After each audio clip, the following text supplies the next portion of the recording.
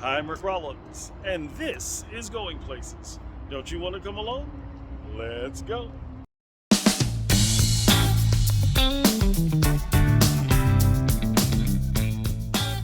Hello and welcome to this edition of Going Places.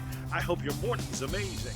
Here's what's coming up on today's show. The glamping, we will go with the outdoorsy diva Lauren Gay as we see sea lions and experience some of the most beautiful sunsets in her Baja immersive experience. Kristen Hare, the author of 100 Things to Do in Tampa Bay Before You Die, tells us her top 3 things we must do and see in 23.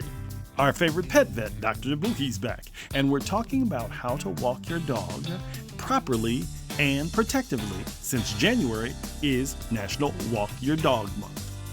And then we're crafting with Karima as she gets us in the Gatsby Kids Edition mood, making this adorable pirate project. And Rosalind Rice, the author of The Power of One, is back to talk about setting your tone with the word for 2023. But first, here's Lauren Gay. Rick, you're going to love what I have in store for you today. I'm taking you on the adventures that we had on our 3-day glamping stay in Baja Sur, Mexico with Root Adventures. On the first day, we went to a protected island of a sea lion colony called Isla Islotes. Normally, there'd be several boats around the island operating tours to swim with the sea lions, but just our luck, we had the entire island all to ourselves, meaning we'd have all the sea lions all to ourselves too. And fun nerdy biological fact, this colony is in fact the southernmost colony of California sea lions.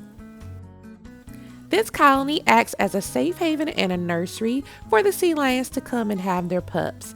They're very curious and playful, and they really are like the dogs of the sea. This one actually spoke to me. The water temperature this time of year was perfect, so we didn't need a wetsuit. And the coral reef here is actually very healthy. So in addition to sea lions, we also saw tons and tons of fish and sea life, starfish, and different types of coral. And just when we thought our adventure for the day was over, something miraculous happened. How many are down there? Right. We're talking about a couple of hundred at least. Oh, here they come. I mean, think of this. You see how many are on the surface? 20, 30.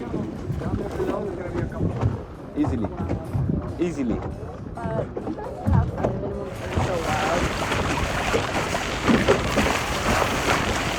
This is so special.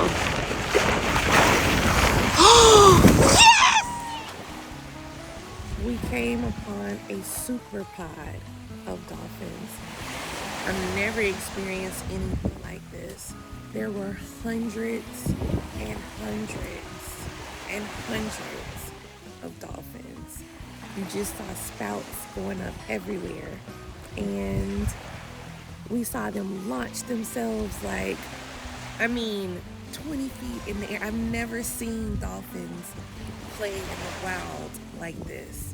And it was really, really special as the boat would just pass through and did circles, and they followed us.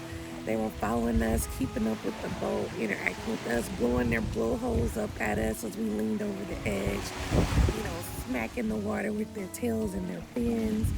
They jumped up right in front of us and splashed us. One kind of turned on his side and he looked up at me. He got up speed and then he jumped. And it was such a connective moment.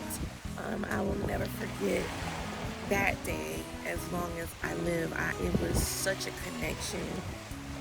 And I just felt such a part of nature and this planet and God's creation. We actually only spent one night at that campsite, and then they had to move our camp to another side of the island because of some really strong winds that were headed our way. It was truly amazing that the guys were able to move our entire camp, including the kitchen, all the way to this new location, and it was just as beautiful. We spent the next 2 days taking in the breathtaking beauty of this island and exploring its waters and the gifts it had in store for us. We swam on the beach, stand-up paddleboarded. We even took a kayak trip into a mangrove forest, a mangrove next to the desert. And we even spotted a blue-footed booby, which I thought only existed in the Galapagos Islands, but they also have them here in Baja. This group was so much fun. We shared so many laughs and smiles, and it was just pure joy and light. We snorkeled, explored the waters, relaxed, meditated. It was just intentional connection with nature and yourself. And on one of our snorkel trips, our guides dove down and found us these delicacies, chocolate clams.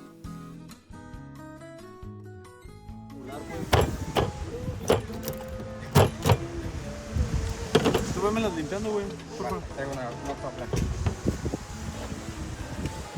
How far are you? Maybe a little fresher. It's been minutes since it got out of the Were we water. good help? All right, butter clams. Show us. We just got this straight out of the wonderful Sea of Cortez on our snorkeling trip. These are Alpima Chocolate. What does it taste like? Love lime, And soy some- sauce, peppers. It's very scallop-like, Yeah. more so than clam. It's good. Our meals on this trip were phenomenal. We had the unique opportunity of meeting one of the local fishermen that actually are allowed to live on the island full time to fish, even though it's a national park, because they've been doing it for generations. There is something truly enchanting about the island of Espiritu Santo, and I can't wait to show you more.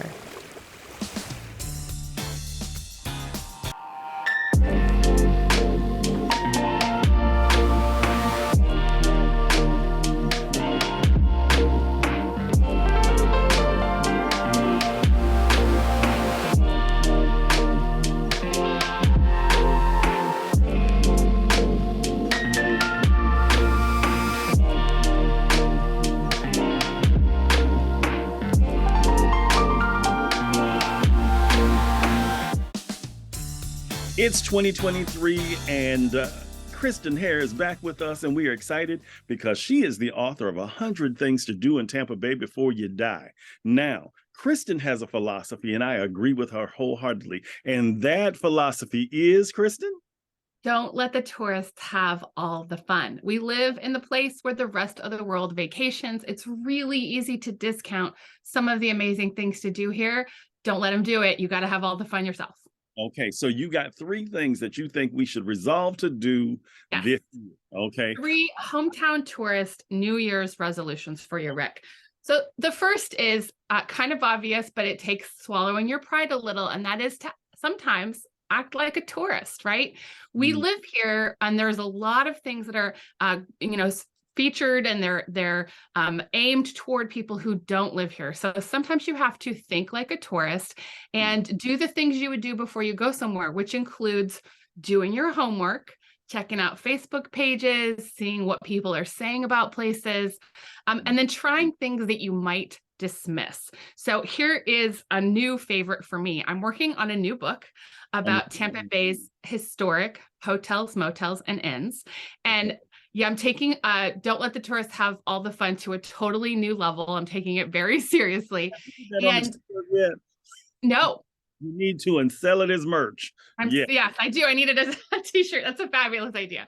So in my research, I went to St. Pete Beach, and I went to the Bellwether. That's the kind of round hotel right on the beach. Yes. Up at the top, it has the rotating restaurant Spinners.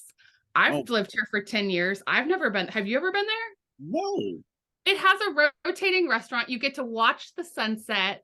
I know they have a big patio where you can go and sit and look at it's gorgeous. The food looks fabulous. On my list of things to do this year. I just visited before it was open, but we're definitely going back. So act like a tourist and go to the places tourists go and think the way they think.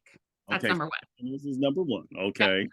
Number two is talk to locals, right? Talk to your friends and neighbors, talk to people in the pews next to you at church, talk to people at the grocery store and figure out what is it that they love to do. This was a really great one that I have used basically with every edition of my book and with this new book. And I've discovered some things that I really love, including Solomon's Castle. I think we've talked about this before, but this is the actual castle in Ona, Florida, that an artist who's now deceased built. And you can take a tour. It's bizarre. Okay. Now, where's And Ona's near Arcadia. Okay. About Okay. an hour drive. It's open now. It doesn't open in the summer, but it is open now, and it's a hoot. Another place that I love that I discovered this way. Everybody knows Burns. The food is fabulous. You get onion rings with your steak. That's great. But the Harry Waugh Dessert Room is a really cool place. Then, and I must go. You got to go. You are in wine casks, old wine casks that they've turned into booths. And Mhm. it's very retro, and you can change the music and look at, and then all of the old recipes are like put up on the walls where you can see them. Also, it's dessert. It's just a whole place for dessert. So even if you can't get in at Burns, Oh, okay. yeah, go have something sweet. So that's number two, talk to the locals. Mhm. And number three is go a different way than you normally do. Get Very off the highway, get out of your car, take a walk, take a bike ride. There are so many farm stands and restaurants and roadside attractions that are off of highways. And one of my best ideas for this one is take the walking tours at the Tampa History Center. There's the Madam Fortune Taylor tour, and there's also a downtown Tampa tour. This is a fantastic way by foot to see and learn things about our cities that you may not have ever seen or learned before. Exactly. I agree with you 100%. And by the way, for those that want to do the Black History Tour, Ursula Odom McLemore does that. You can find her online, Ursula Odom. She's an author and a historian, and she does a beautiful job with that. So yes, because it's just an amazing time. And she was on the show last year during Black History Month. But I agree with you. Take the walking tours. I have a friend in Houston. His name is Liam Minter. Liam knows every detail about Houston. And I keep saying they should make you the ambassador to the city because he loves his city. And I think that everybody should make themselves ambassadors to the city. Okay, so let's go over our list real quick one more time. What's number one? The number one is act like a tourist. Okay, number two is talk to a local. And number three is go a different way. I love that. I love go a different way because you know what? There are times in the city we get so hell-bent on going our usual way that we miss the things that are coming up around us. I have found it for research for this new book. I have found so many interesting hotels, motels, and inns because I've slowed down. I have sometimes parked and walked around different blocks, and there are fascinating things in each of the cities that make up Tampa Bay.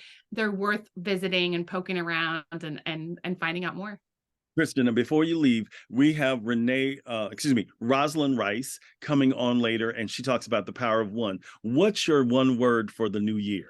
My word for the new year is enoughness. My goal for this year is to be in a state of remembering that I have enough, I do enough, and I am enough, which is a hard thing to do in a capitalist, consumer-driven society. But we have everything that we need. We're provided for, and so I am working on this year being in a state of enoughness. Good morning. What is your coffee saying? My coffee today is saying serenity. God grant me the serenity to accept the things I cannot change. Courage to change the things that I can. And wisdom to know the difference. Enjoy life one cup at a time.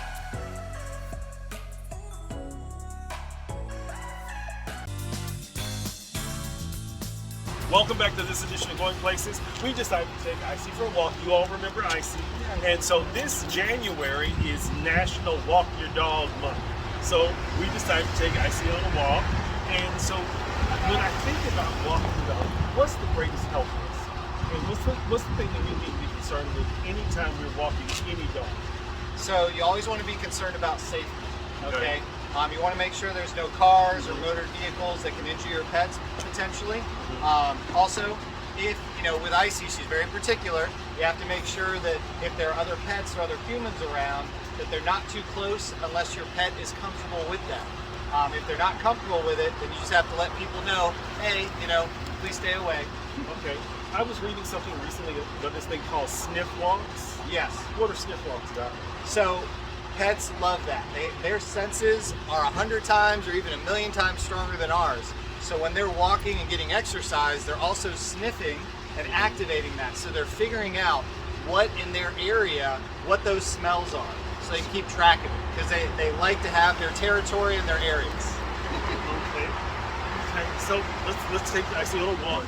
What's the best kind of harness and the best kind of collar when we're walking our pets? So it really depends on your baby. Okay. For the small ones, I really don't mind them having a collar because it's usually not too much pressure. Okay. But for the big ones, they usually need a harness because there's a lot of weight going behind them. Okay? That makes sense because I hadn't thought about that from the standpoint based on weight. So yeah, okay. Collar for the smalls. Yeah. Harness for the bigs. Okay, that makes sense. And with that said, though, if the little one does have like tracheal collapse, though, where they have a very sensitive trachea, then I would recommend a harness for them too. Okay. So there are certain caveats to it. Okay. Yeah. Okay. So I notice when we walk, especially if you don't have a lot of lush grass, and you have to use asphalt or sidewalks. Yep. What do you do to protect their paws? Because I'm sure, aren't they? I would assume that they're sensitive. Oh, absolutely. Okay. In general, if the sand or the asphalt is too hot for you, it's going to be too hot for them. Okay, that makes sense. Yeah, so we have actually paw covers you can put over them, like little rubber booties, that will help protect them from that. Okay. Yeah. Okay, so that makes me want to ask you, how do you feel about tennis shoes and all those things for dogs? So there is a function to it. A lot of them are more fashion than function, but actually, because they are cute. I mean, they really are.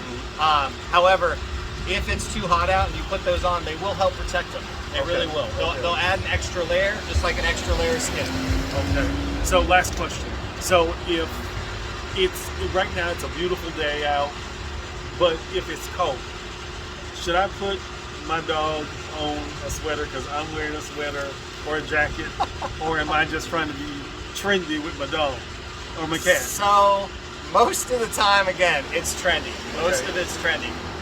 However, if it gets around freezing, I would definitely recommend that because if they're outside, they get into the water and it freezes, it could harm their little paws, and we definitely don't want that.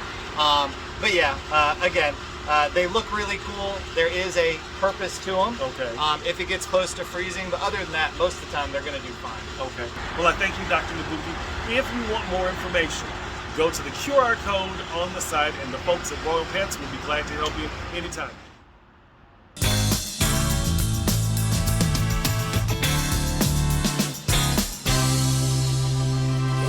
Sarsaparilla season. I am so excited. Today we are going to make this adorable pirate crab that you can do at home with your kids. Here are the supplies you'll need to get started on this craft. For a detailed list, visit my website at craftingafunlife.com. Go on a shape hunt with your little pirates to find a round object to draw a circle on your skin tone, red, and white cardstock. Next, you will need to cut out the circles. Don't throw away the scraps, you'll use them again.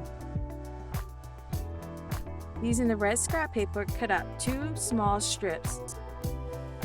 Use those googly eyes to trace small circles on your white scrap paper, and then cut it out. Cut out 3 strips from the blue cardstock. Now it's time to select your mustache and eyebrows for your pirate. If you have a cricket, you can use black cardstock to cut out your own. Now it's time to put together our pirate. Cut the red circle in half and then glue it to your skin tone pirate face. Glue the red strips to the corner of your scarf to create ties. Glue the white polka dots to the scarf, then add the eyebrows, those googly eyes, the mustache, the mouth, then the adorable nose. Use a black marker to add a beard to your pirate. Now it's time to make the shirt. Cut the white circle in half, then glue it to your pirate's face. Add the blue strips and then cut off any excess paper. Hope you enjoyed making this adorable pirate craft with me today. If you want more ideas to celebrate Gasparilla, make sure you visit my website at craftingafunlife.com. You'll find free coloring pages and this adorable placemat. Back to you, Rick. One of my favorite authors in the whole wide world is here. And that would be one Rosalind Rice, the author of Power of One. How are you? I am doing well. It's so good to be here. Okay, so the book was written a few years ago, but it was really for the person going through a very challenging time. It's Power of One, finding hope in the midst of struggle, that even in your darkest hour, and I'm not talking about the annoyances of the day, but in the very, very dark hours where you're disoriented by grief or loss or pain, that there is one word that can change the complete trajectory of how you're seeing that storm that you're walking through. And so every single chapter is a different word, because I believe there is power in one word, one statement, one moment in history. There's power in one. Yeah, come on now. Yeah. That's very true. So as 2023 is now upon us, and we are smack dab on the precipice of it being over with already. I think that some people haven't really, I think some people came into this year uncertain because it came upon us so quickly. I mean, it was January and then it was December, and here we are. So how do we begin to prepare our hearts and our minds for this journey for this year as we go places? Yeah, so let me tell you, the Power of One really became revolutionary for me. I used to be one that would set all type of resolutions, and I found myself by the end of January, I would have broken the commitments. And in full transparency, I would feel a level of being a failure. I would feel shame that I couldn't even make it a few days with the personal commitments that I had made to myself. So whether if it was to stop spending, or to lose some weight or get to the gym, whatever it was. And I knew that that wasn't healthy for my mental well-being. And so I was introduced to this one word 365, and I now do it with my teams, even with my family. And it focuses only on one word. And that word really helps shape your year. You will find where that one word of focus will be with you through the highs and the lows, the strengths and the struggles. That one word just helps reset your focus. And so now, instead of setting resolutions, ditch that. I focus on the power of one word. I was sitting here and I was thinking about that, how powerful, I think we discussed this on last year, that how powerful one simple word, it doesn't have to be some grandiose word, but yes or no can change everything. Everything. Wow. It is so true. I mean, I was sitting here, I was like, okay, I can't shout. We Saturday morning, I don't want to scare nobody, but it is so important. So how does one begin to determine the word that is necessary for their resilience? I'm not going to say their success. Yeah. Because I think that when we use words like success, we often set ourselves up for failure. And so the resilience, how do we find the word that is going to fuel us in those moments, like you said, in those moments of struggle and even calamity? Yeah. So resilience, for someone, that might actually be their word for 2023. But I think it's important. What I have learned is I used to say, oh, this is my word. You will not go and get your word. Your word will find you. You have to be very careful that the word needs to be given to you in your spirit. There is some word that reverberates over and over. Every time you look around, you hear someone using this word. Most likely that is your word. For you to be able to find your word, here's the first step. You got to sit in silence. And I am not talking about you sit in your car while you're driving or you're meditating while you're walking. No, you have to sit in complete silence. Do not disturb notifications on your phone, all the things so that you can see what bubbles up in your spirit. Spirit. Yes, ma'am. Yes. Yeah. Ma'am. As you are sitting in that stillness, and I know that it's very hard, whether it is 30 seconds, because sometimes it's very hard to quiet the mind, or it could be 5 minutes, there will be something that bubbles up inside of you. And so you just file it away. You just kind of ponder it in your heart as I think about like Mary. And the baby Jesus, like you just ponder it in your heart, write it down somewhere. If you're not anywhere that you're able to write it down, then use voice memos on your phone. Find a way to really have that like into your spirit, and then go about your day. Just kind of leave it alone. And I guarantee you there is going to be an interaction, a phone call, a conversation, something on TV, something that you're streaming, and you might hear that word again. Once you hear it twice, the word is established. Once you hear it 3 times, that word is confirmed, and you will know that is the word that is trying to invade my space, and I need to move upon that word. Okay. Is there a step 3? That was the third one, is that you want to, like, there is the listening, you'll hear it one time, the second time that word's established, confirmed, and then you'll know that is the word. Write it down, and you'll just see that word manifest in so many ways. So I'm going to give you an example. So my word for 2023, I always will do a revelation of my word for my audience on social media, is expansion. Yes. Yeah. And so many people will think, oh, expansion, like growing. And I got the opportunity to be a part of a learning system that I didn't have to pay for. And God reminded me that's expansion. I recently took my mom for her milestone birthday to a hotel. And as I was checking in, birthday, Queen. Yeah. And the manager said, we're going to upgrade you. That was expansion. It happens in the strangest of places, not just for work, not just personal, because we are all in these circles of life. It's not like we compartmentalize ourselves. So you will start seeing that word show up, whether it's work, whether it's personal, whether it's church, faith, relationships. You'll start seeing that word just show up in such an incredible way. And I want to say this, for you to do anything that is monumental in your year, you have to take action. Change doesn't happen by you doing the same things over and over. It takes action. So when that word reveals itself, it starts to manifest in your life. And so I want to stop here because we're going to come back next week and we're going to talk about how the word settles in. You don't want to miss this. So we'll be back next week. Again, the book is called Power of One. The QR code is coming up so that you can get your own copy. And cousin, we'll see you next week. For everyone here at Going Places, we thank you for joining us. We'll see you next week. Take care.